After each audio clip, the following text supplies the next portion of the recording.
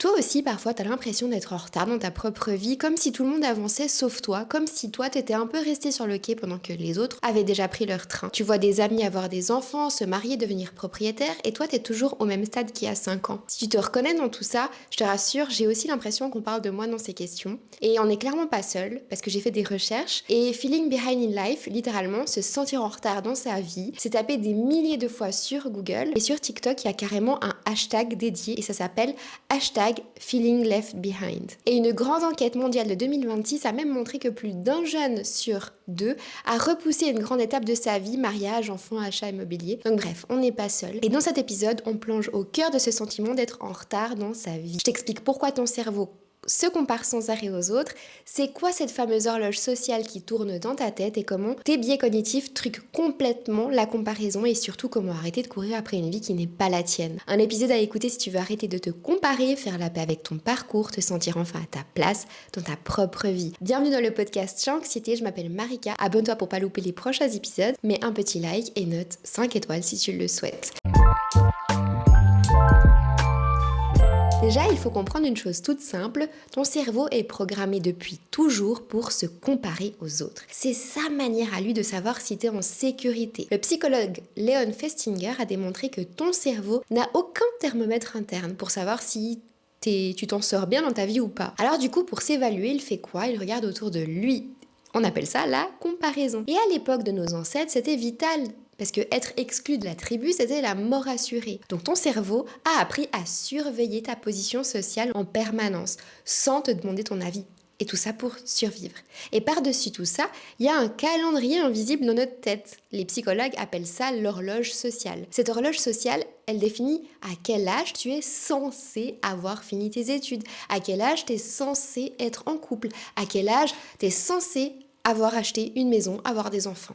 Cette horloge sociale, c'est ce que tu as appris depuis ton enfance, en regardant des dessins animés, des films. Puis plus grande, tu as appris ça avec les réseaux sociaux, l'école, les études, etc. En gros, ce que la société prône aujourd'hui. Et dès que ton cerveau repère un écart entre ta vie et ce planning imaginaire, il se met en état d'alerte. Ton amygdale prend le relais, ce petit détecteur de fumée ultra sensible dont je te parle souvent. Parce que, en fait, pour elle, être en retard sur le groupe, c'est dangereux. C'est un danger d'exclusion de la tribu. Donc, elle sonne l'alarme, cœur serré, cœur qui bat fort, boule au ventre, rumination. Tu ressens des symptômes de stress alors qu'il n'y a aucun danger réel. Juste un écart entre ta vie et un calendrier imaginaire. Sauf que ce calendrier imaginaire que tu as dans ta tête, il a 2 gros défauts. Le premier défaut, déjà, c'est le biais de la vitrine.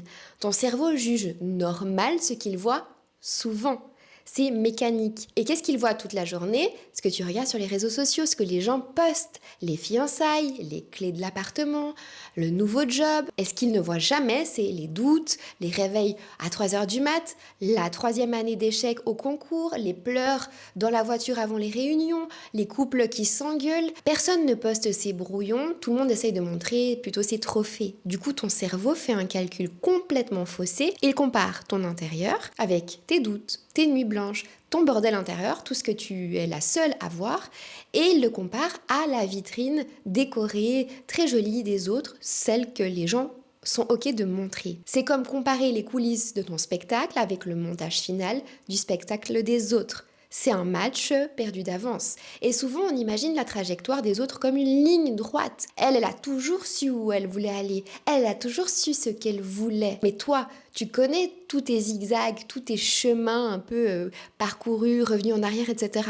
Et du coup, tu compares ton chapitre 3 au chapitre 12 d'une autre personne, sans avoir lu tous les premiers chapitres de cette autre personne. Les échecs, les années de doute, les recommencements, etc. Alors la prochaine fois que tu te sens en retard, après 10 minutes de scroll, souviens-toi d'une chose. Tu ne viens pas de voir la réalité de la vie de la personne, tu viens de visiter sa vitrine. Ensuite, deuxième défaut de ce calendrier un peu imaginaire, c'est le tribunal des « je devrais ». À mon âge, je devrais être propriétaire, je devrais être plus avancée dans ma carrière, je devrais avoir des enfants. Le psychologue Edward Tory Higgins a démontré qu'on porte tous et toutes en nous 3 versions de nous. Celle qu'on est vraiment aujourd'hui, celle qu'on rêve d'être, nos aspirations, nos envies, nos rêves, et celle qu'on devrait être selon les attentes, les normes que notre famille a définies, que la société a définies. L'horloge que les gens attendent de nous. L'écart entre celle que tu es et celle que tu rêves d'être, ça crée de la tristesse et du découragement. Mais l'écart entre celle que tu es et celle que tu devrais être aux yeux de la société ou des autres, eh ben ça crée de la culpabilité et de la tension. Et la pensée « je suis en retard dans ma vie », elle active les deux écarts en même temps, le rêve qui n'est pas encore atteint et la norme qui n'est pas respectée. Voilà pourquoi cette pensée te fait si mal et la plupart de tes « je devrais » ne sont même pas de toi, c'est ça le pire. Il y a 100 ans, une femme devait être mariée à 20 ans, sinon c'était une vieille fille. Il y a 50 ans, elle devait arrêter de travailler dès qu'elle devenait maman, sinon c'était une mauvaise mère. Il y a 20 ans, tu devais faire toute ta carrière dans la même boîte, un CDI, sinon tu étais une personne qui ne savait pas garder son travail. Aujourd'hui, tu es censé, tu devrais avoir un side business, un feed Instagram parfait, partir en vacances, une routine matinale, être PDG, avoir un appartement avant 30 ans. Enfin, tu vois un peu le délire. Les « je devrais » changent tout le temps. Ceux de ta grand-mère te paraissent absolument absurdes aujourd'hui. Ça me semble aussi absurde aujourd'hui. Et je te promets que dans 20 ans, les tiens, nos « je devrais », ceux d'aujourd'hui, paraîtront absolument absurdes pour nos petits-enfants et nos enfants. Et toutes les personnes qui viendront après nous. Donc en fait, quand tu te sens en retard, t'es clairement et littéralement en train de souffrir pour respecter des règles qui n'existaient pas hier et qui n'existeront plus demain. Des règles écrites par une époque, par une société, par ce que l'on veut de toi et ce que l'on attend de la population pour suivre une sorte de plan. Mais pas ton plan. Et c'est tellement difficile de faire la distinction entre ce qu'on veut vraiment et ce que la société veut de nous. C'est quasiment impossible. On nous a un petit peu lavé le cerveau depuis notre plus tendre enfance, au point qu'on n'arrive vraiment pas à comprendre ce qu'on aime, ce qu'on aimerait et ce que on veut de nous.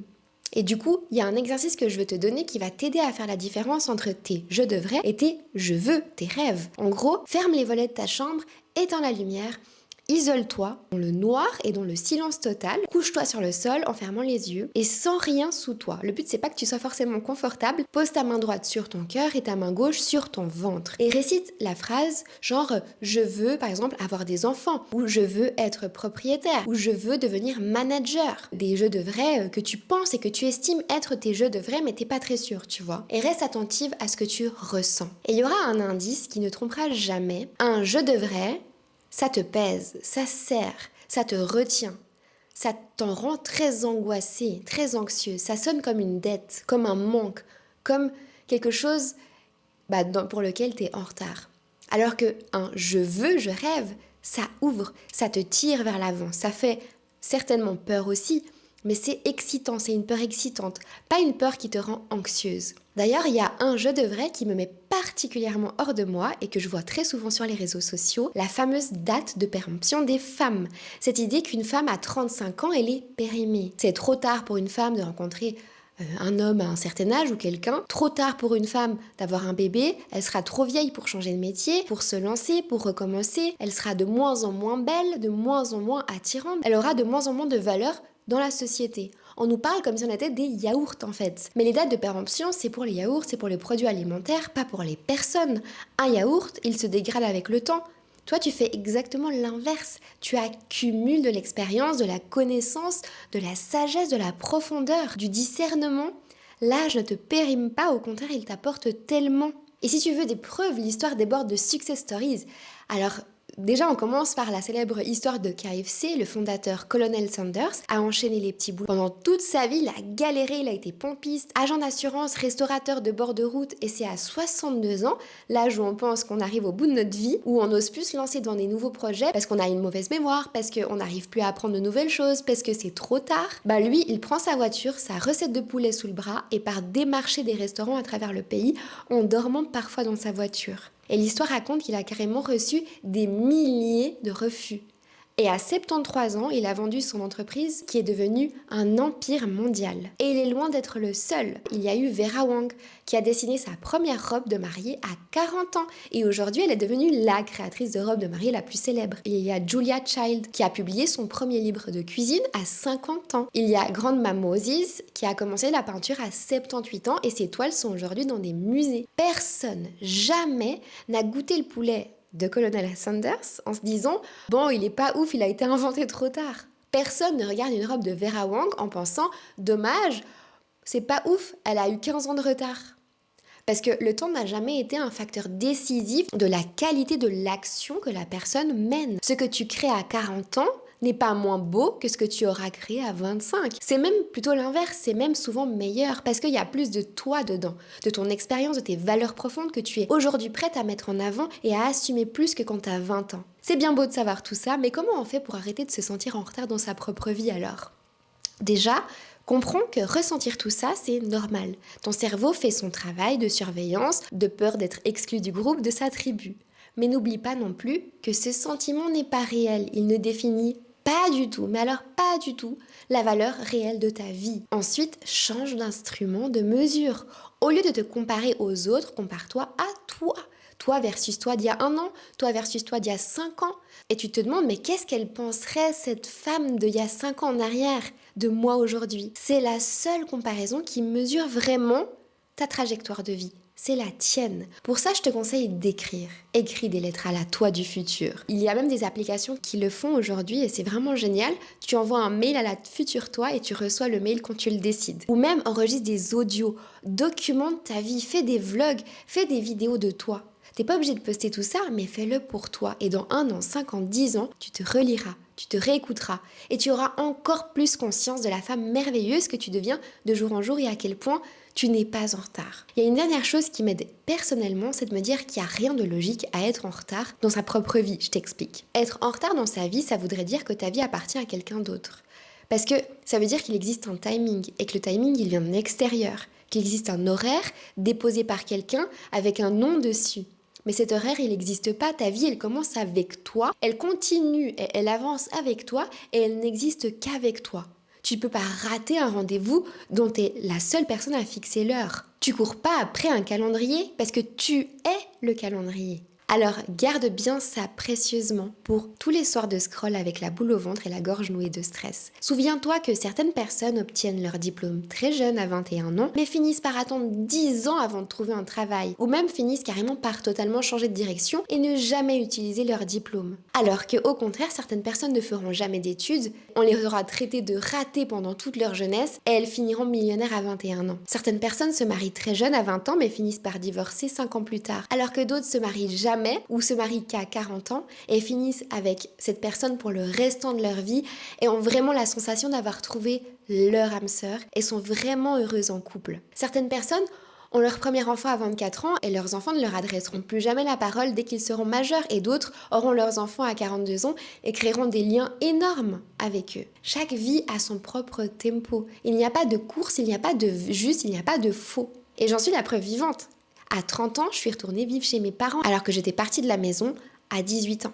J'ai redoublé 2 fois à l'université, j'ai créé une entreprise et j'ai tout perdu au bout de 5 ans. Je ne suis pas mariée, je ne suis pas maman, je ne suis pas propriétaire. Sur le papier de l'horloge sociale, clairement, j'ai coché 0 case. Et pourtant, j'ai jamais été autant épanouie dans ma vie, autant en paix avec moi-même, dans ma tête et dans mon corps. Les cases mesurent ce qui se voit, mais le bonheur ne se mesure pas vraiment. C'est un ressenti, c'est pour ça que c'est dur à chiffrer. Alors souviens-toi de ça surtout dans les moments difficiles. T'es pas en retard, t'es pas en avance, t'es pile dans ton timing, dans ton timing. Si cet épisode t'a parlé, t'a plu, t'a aidé, réponds à cette question dans les commentaires. Quel je devrais tu doutes au fond de toi si c'est une injonction de la société ou si c'est vraiment un rêve que tu as. J'ai hâte de lire tous les commentaires. Chaque lundi matin, je t'envoie la lettre anti-anxiété, un mail good vibes anti-anxiété avec des réflexions comme celle-ci. Alors si tu veux rejoindre la Safe Place, le lien se trouve dans la description, c'est gratuit. Je te dis à la semaine prochaine pour un prochain épisode. Ciao!